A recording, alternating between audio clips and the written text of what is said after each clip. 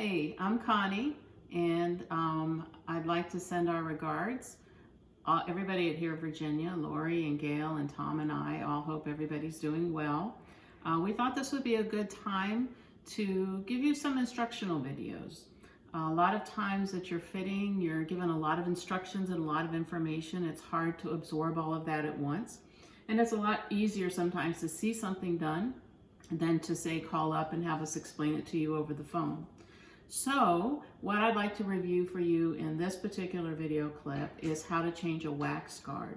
A wax guard is something that can make your hearing aid sound like it's completely gone dead on you, just like if you had a dead battery, or just have it make funny noises. And sometimes it's as simple as it just seems like you're not hearing as well as you normally would.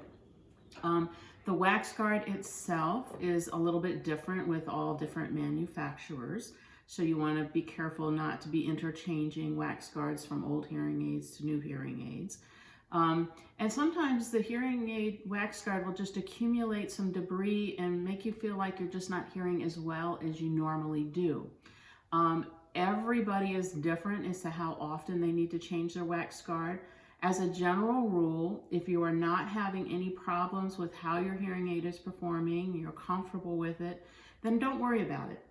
But if you get to be about 3 months and you know you haven't changed your wax guard, that's a good time to go ahead and make the change.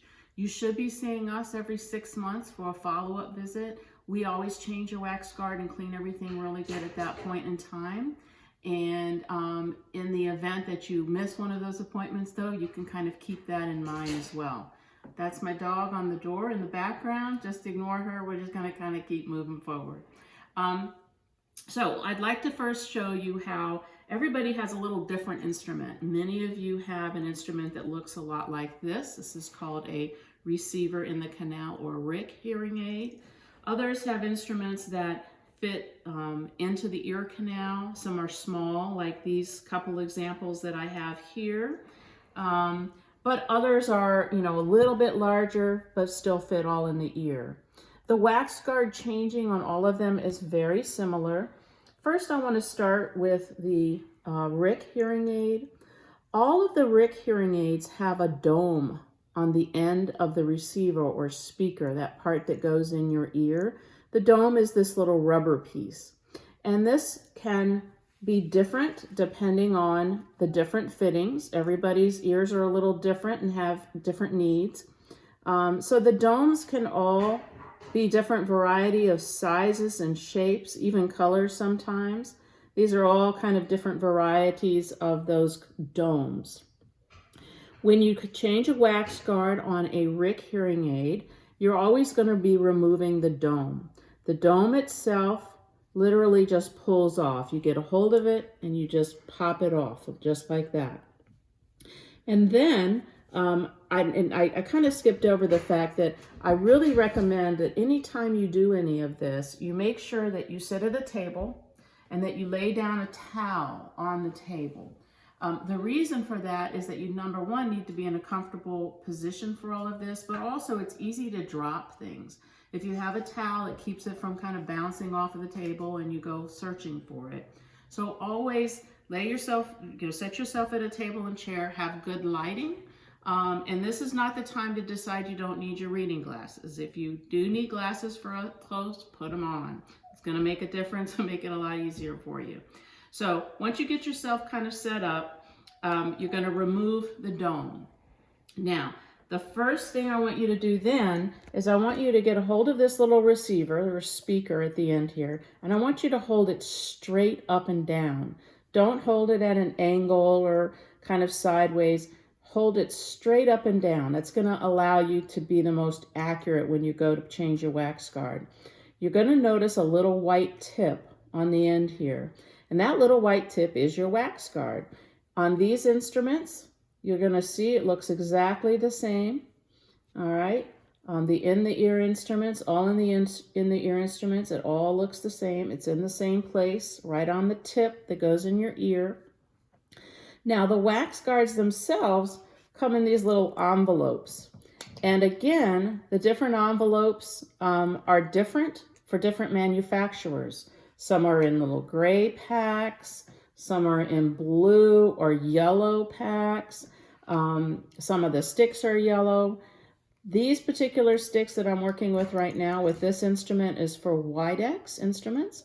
The sticks themselves come in a pack of 8, and you usually get a couple of these at least at your fitting, but if you need any more of them, you can call the office and get them. They'll give you instructions on how to do that. You can come in or we can mail them to you as needed. But essentially the stick is in this little envelope. You're going to pull the stick straight out, all right? And now I want you to look at this stick. I'm going to set this down for a minute. The stick has a black tip on one side and a white tip on the other side. The black tip is used to remove the existing wax guard, and the white tip is the wax guard that you're replacing. So again, get a hold of your receiver or speaker or your hearing aid, if it's one of these guys, and hold it straight up and down, okay? Take your little stick, the black tip, put it straight down into the center, and it will literally snap, just like that. You're not gonna pick or twist or turn.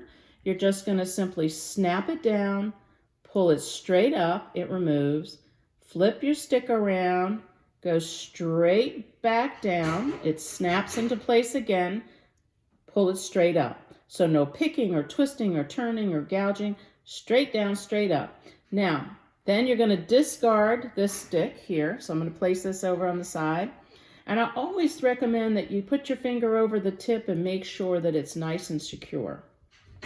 If you have one of the all-in-the-ear hearing aid instruments, then you're done. That's all that there is to it. But if you have one of the RIC hearing aids, then you're going to have to replace your dome.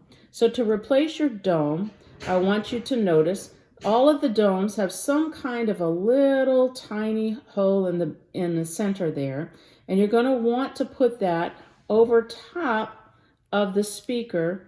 If you notice the little speaker on this one, there's like a little screw tip on the end here, okay?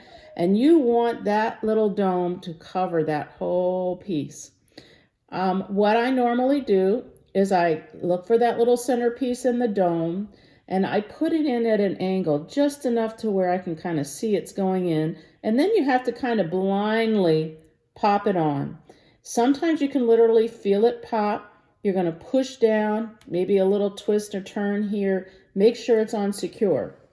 Now once you get it on, you do need to come back, no matter what style of dome you have, and you want to pull back the little lip to make sure that that cover is all the way over that little screwed tip. So you're going to do that on one side, then you're going to turn it around to the other side, you're going to flip that back, make sure that's all the way down on that little screwed tip like that. It's important that it's on there well. So once you've done that, you have successfully changed your wax guard, and that's all that there is to it. I hope this is helpful. I think usually when you look at it and you see it versus someone telling you, it can be a little more helpful. So good luck, everybody. Stay safe. And everybody at Hear Virginia says, we hope you're doing well.